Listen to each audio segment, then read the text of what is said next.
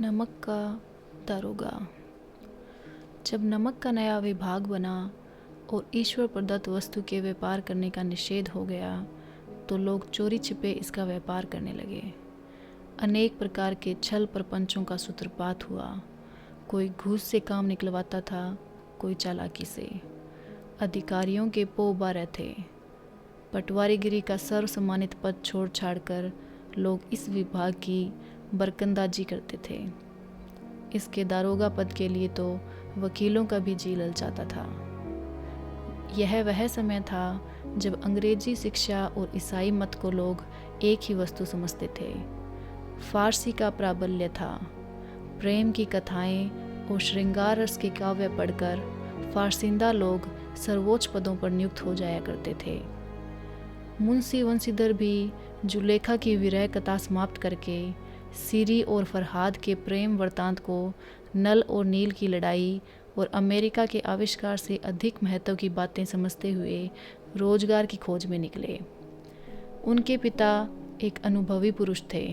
समझाने लगे, बेटा घर की दुर्दशा देख रहे हो, ऋण के बोझ से दबे हुए हैं। लड़कियां हैं, वे घास फूस की तरह बढ़ती चली जाती है।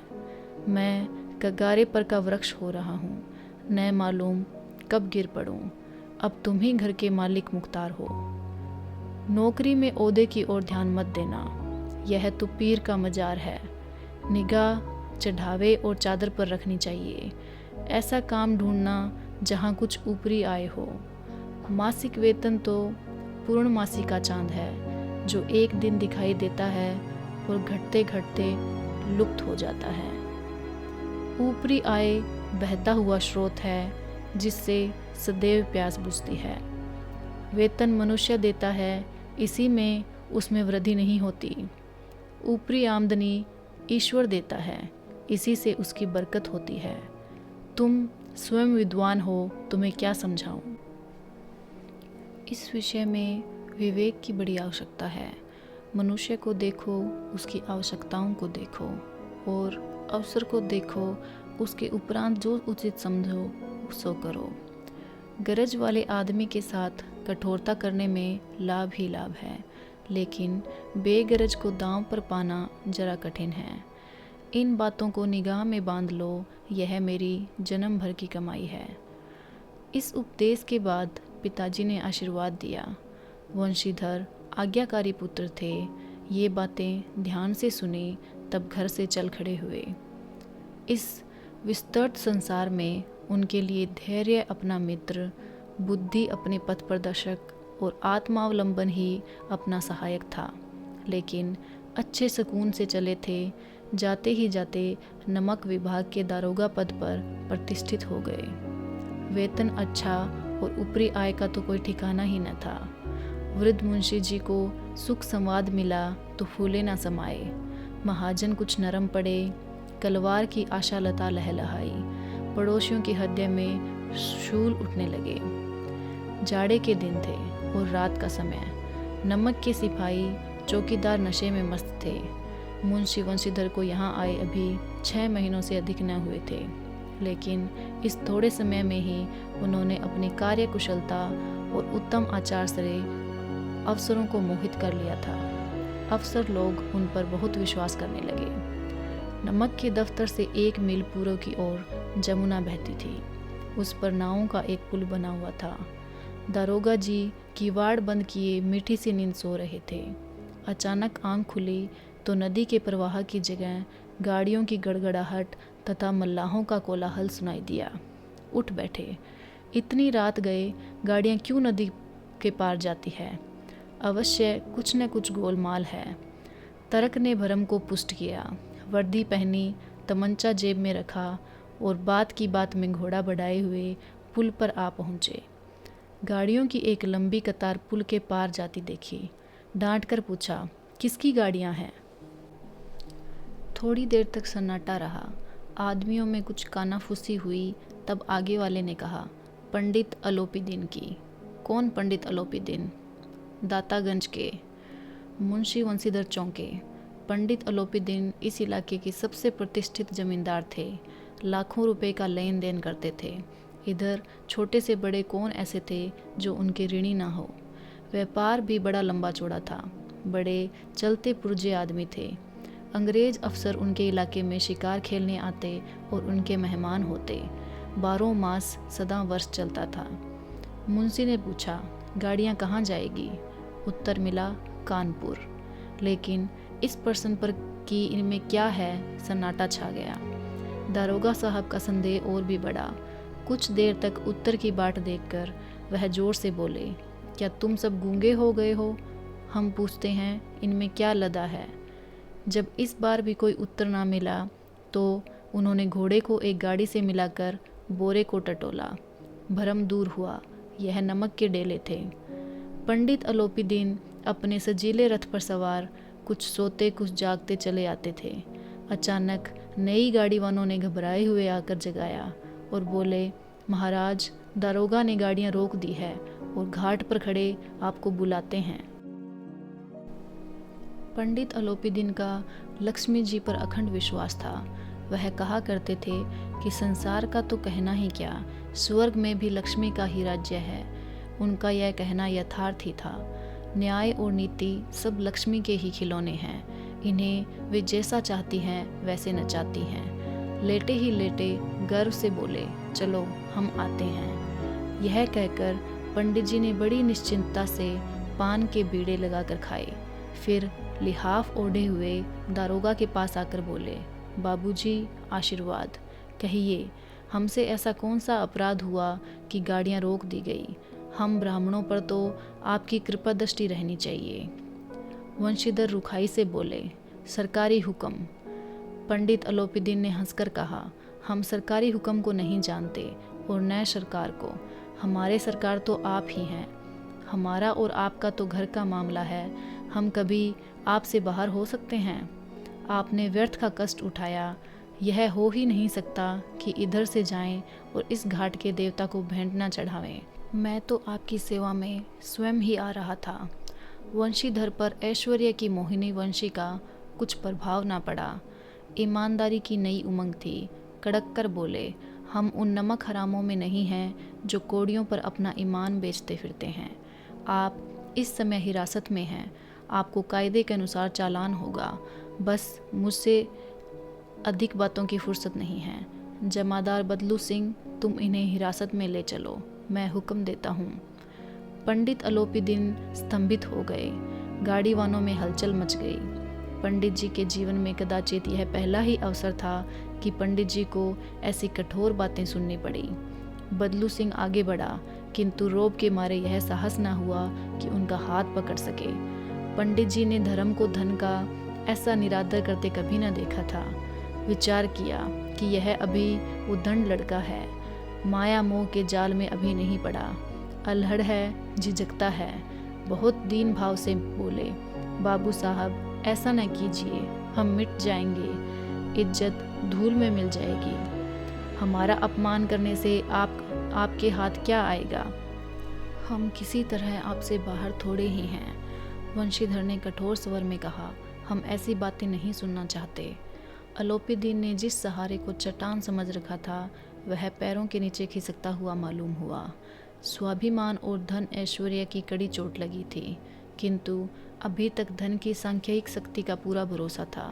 अपने मुख्तार से बोले, लाला जी, 1000 के नोट बाबू साहब की भेंट करो। आप इस समय भूखे सिंह हो रहे हैं। वंशीधर ने गर्म होकर कहा, 1000 नहीं, 1,00,000 भी मुझे सच्चे मार्ग से नहीं हटा सकते। धर्म की इस बुद्धिहीन दृढ़ता और देव दुर्लभ त्याग पर मन बहुत झुंझलाया। अब दोनों शक्तियों में संग्राम होने लगा। धन ने उछल उछल कर आक्रमण करने शुरू किए। 1 से 5, 5 से 10, 10 से 15 और 15 से 20 होते तक नौबत पहुंची, किंतु धर्म अलौकिक वीरता के साथ बहुसंख्यक सेना के सम्मुख अकेला पर्वत की भांति अटल और अविचलित खड़ा था। अलोपीदीन निराश होकर बोले, अब इससे अधिक मेरा साहस नहीं, आगे आपको अधिकार है। वंशीधर ने अपने जमादार को ललकारा।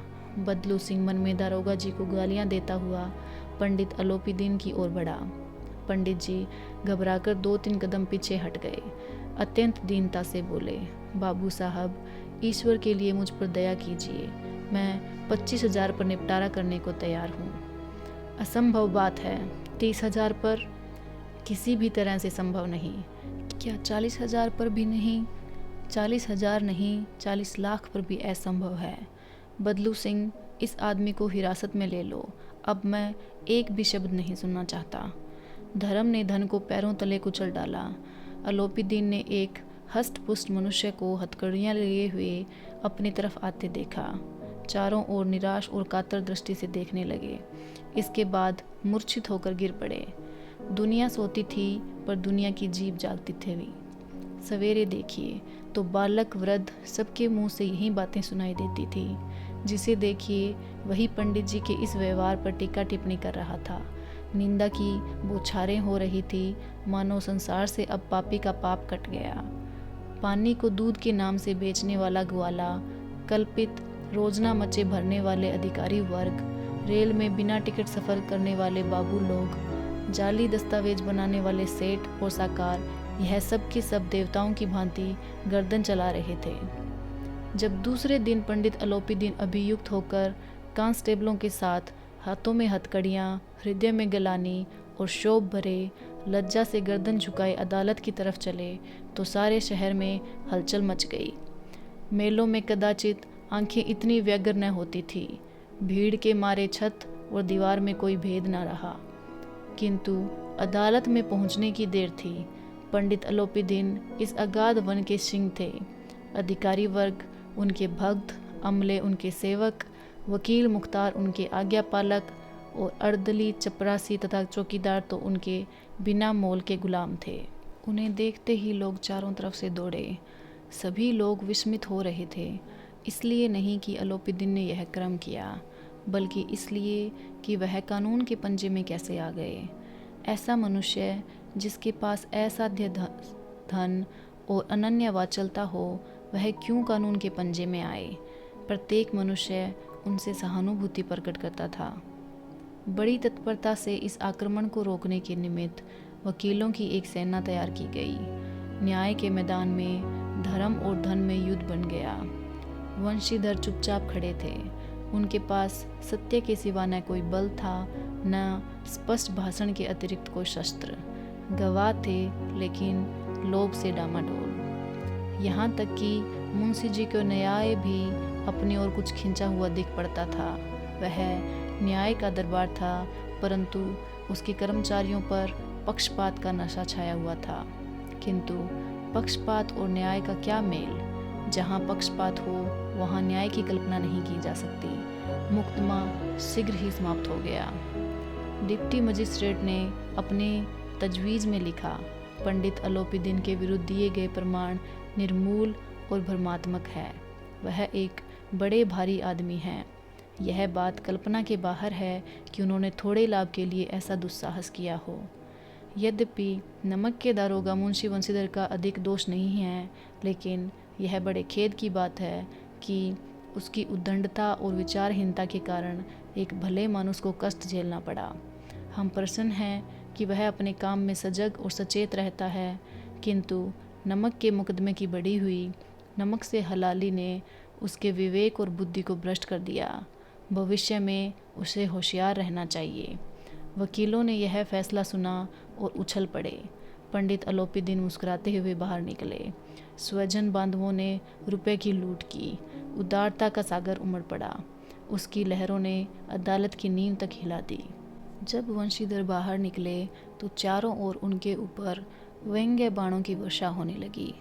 चपरासियों ने झुक झुक कर सलाम किए, किंतु इस समय एक कटु वाक्य, एक एक संकेत उनकी गर्वाग्नि को प्रज्वलित कर रहा था। कदाचित इस मुकदमे में सफल होकर वह इस तरह अकड़ते हुए न चलते। आज उन्हें संसार का एक खेदजनक विचित्र अनुभव हुआ। न्याय और विद्वता, लंबी चौड़ी उपाधियाँ, बड़ी बड़ी दाढ़ियाँ, ढीले चोगे, एक भी सच्चे आदर का पात्र नहीं है। वंशीधर ने धन से बैर मोल लिया था। उसका मूल्य चुकाना अनिवार्य था। कठिनता से एक सप्ताह बीता होगा कि मुअत्तली का परवाना आ पहुंचा। कार्यपरायणता का दंड मिला। बेचारे भग्न हृदय, शोक और खेद से व्यथित घर को चले। बूढ़े मुंशी जी तो पहले ही से कुड़बुड़ा रहे थे कि चलते चलते इस लड़के को समझाया था, लेकिन इसने एक न सुनी। सब मनमानी करता है। हम तो कलवार और कसाई के तगादे सहे, बुढ़ापे में भक्त बनकर बैठे और वहाँ बस वही सूखी तनख्वाह। हमने भी तो नौकरी की है और कोई ओहदेदार नहीं थे, लेकिन काम किया, दिल खोल कर किया, और आप ईमानदार बनने चले हैं। घर में चाहे अंधेरा हो, मस्जिद में हमेशा दिया जलाएंगे। खैद इसी समझ पर पढ़ना लिखना सब अकारत गया। इसके थोड़े ही दिनों बाद जब मुंशी वंशीधर इस दुरावस्था में घर पहुँचे और बूढ़े पिताजी ने समाचार सुना तो सिर पीट लिया। बोले, जी चाहता है कि तुम्हारा और अपना सिर फोड़ लूं। बहुत देर तक पछता पछता कर हाथ मलते रहे। क्रोध में कुछ कठोर बातें भी कहीं, और यदि वंशीधर वहाँ से टल ना जाता तो अवश्य ही यह क्रोध विकट रूप धारण करता। वृद्ध माता को भी दुख हुआ। जगन्नाथ और रामेश्वर यात्रा की कामनाएं मिट्टी में मिल गई। पत्नी ने कई दिनों तक सीधे मुंह तक बात नहीं की। इसी प्रकार एक सप्ताह बीत गया। सांझ का समय था। बूढ़े मुंशी जी बैठे बैठे राम नाम की माला जप रहे थे। इसी समय उनके द्वार पर सजा हुआ रथ आकर रुका। हरे और गुलाबी पर्दे, पचलिए बैलों की जोड़ी, उनकी गर्दन में नीले धागे, सींग पीतल से जड़े हुए। कई नौकर लाठियां कंधों पर रखे साथ थे। मुंशी जी अगवानी को दौड़े देखा तो पंडित अलोपी दीन है। झुककर दंडवत की और लल्लो चप्पों की बातें करने लगे। हमारा भाग्य उदय हुआ जो आपके चरण इस द्वार पर आए। आप हमारे पूज्य देवता हैं। आप कौन सा मुख दिखावें, मुंह में तो यह कालिख लगी हुई है। किंतु क्या करें, लड़का अभागा कपूत है, नहीं तो आपसे क्या मुंह छिपाना पड़ता। ईश्वर निसंतान चाहे रखे पर ऐसी संतान न दे। अलोपी दीन ने कहा, नहीं भाई साहब, ऐसा न कहिए। मुंशी जी ने चकित होकर कहा, ऐसी संतान को और क्या कहूँ। अलोपी दीन ने वात्सल्यपूर्ण स्वर में कहा, कुल तिलक और पुरखों की कीर्ति उज्जवल करने वाले संसार में ऐसे कितने धर्मपरायण मनुष्य हैं जो धर्म पर अपना सब कुछ अर्पण कर सकें। पंडित अलोपी दीन ने वंशीधर से कहा, दारोगा जी, इसे खुशामद न समझिए। खुशामद करने के लिए तो मुझे इतना कष्ट उठाने की ज़रूरत न थी। उस रात को आपने अपने अधिकार बल से अपनी हिरासत में लिया था, किंतु आज मैं स्वेच्छा से आपकी हिरासत में आया हूँ। मैंने हजारों रईस और अमीर देखे, हजारों उच्च पदाधिकारियों से काम पड़ा, किंतु परास्त किया तो आपने। मैंने सबको अपना और अपने धन का गुलाम बनाकर छोड़ दिया। मुझे आज्ञा दीजिए कि आपसे कुछ विनय करूं। वंशीधर ने अलोपी दीन को आते देखा तो उठकर सत्कार किया, किंतु स्वाभिमान सहित। समझ गए कि यह महाशय मुझे लज्जित करने और जलाने आए हैं। क्षमा प्रार्थना की चेष्टा नहीं की, वरन उन्हें अपने पिता की यह ठकुर सुहाती की बात ऐसी ऐसी प्रतीत हुई। पर पंडित जी की बातें सुनी तो मन की मेल मिट गई। पंडित जी की ओर उड़ती हुई दृष्टि से देखा। सद्भाव झलक रहा था। गौरव ने अब लज्जा के सामने सिर झुका दिया। शर्माते हुए बोले, यह आपकी उदारता है जो ऐसा कहते हैं। मुझसे जो कुछ अविनय हुई है उसे क्षमा कीजिए। मैं धर्म की बेड़ी में जकड़ा हुआ था, नहीं तो वैसे मैं आपका दास हूँ। जो आज्ञा होगी वह मेरे सिर मत्थे पर। अलोपी दीन ने विनीत भाव से कहा, नदी तट पर आपने मेरी प्रार्थना नहीं स्वीकार की थी, किंतु आज स्वीकार करनी पड़ेगी। वंशीधर बोले, मैं किस योग्य हूँ, किंतु जो कुछ सेवा मुझसे हो सकती है उसमें त्रुटि न होगी। अलोपी दीन ने एक स्टाम्प लगा हुआ पत्थर निकाला और उसे वंशीधर के सामने रखकर बोले, इस पद को स्वीकार कीजिए और अपना हस्ताक्षर कर दीजिए। मैं ब्राह्मण हूँ, जब तक यह सवाल पूरा न किया जाएगा द्वार से न हटूंगा। मुंशी वंशीधर ने उस कागज को पढ़ा तो कृतज्ञता से आंखों में आंसू भर आए। पंडित अलोपी दीन ने उनको अपनी सारी जायदाद का स्थायी मैनेजर नियत किया था। 6000 वार्षिक वेतन की अतिरिक्त रोजाना का खर्च अलग, सवारी के लिए घोड़ा, रहने को बंगला, नौकर चाकर मुफ्त।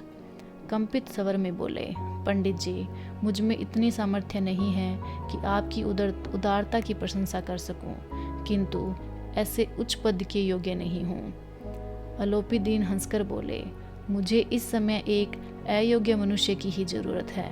वंशीधर ने गंभीर भाव से कहा, यूं तो मैं आपका दास हूँ। आप जैसे कीर्तिवान सज्जन पुरुष की सेवा करना मेरे लिए सौभाग्य की बात है, किंतु मुझ में न विद्या है न बुद्धि, न वह स्वभाव जो उन त्रुटियों की पूर्ति कर देता है।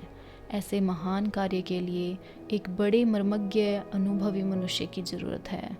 अलोपीदीन ने कलम दान से कलम निकाली और वंशीधर के हाथ में देकर बोले, न मुझे विद्वता की चाह है, न अनुभव की, न मर्मज्ञता की और न कार्य कुशलता की। इन गुणों के महत्व को खूब पा चुका हूँ। अब सौभाग्य और सुअवसर ने मुझे वह मोती दे दिया जिसके सामने योग्यता और विद्वता की चमक फीकी पड़ जाती है। यह कलम लीजिए, अधिक सोच विचार न कीजिए, दस्तखत कर दीजिए। परमात्मा से यही प्रार्थना है कि वह आपको सदैव वही नदी के किनारे वाला बेमुरोवत, उद्दंड, कठोर परंतु धर्मनिष्ठ दारोगा बनाए रखे। वंशीधर की आंखें डबडबा आई। हृदय के संकुचित पात्र में इतना एहसास न समा सका। एक बार फिर पंडित जी की ओर भक्ति और श्रद्धा की दृष्टि से देखा और कांपते हुए हाथ से मैनेजरी के कागज पर हस्ताक्षर कर दिए। अलोपीदीन ने प्रफुल्लित होकर उन्हें गले लगा लिया।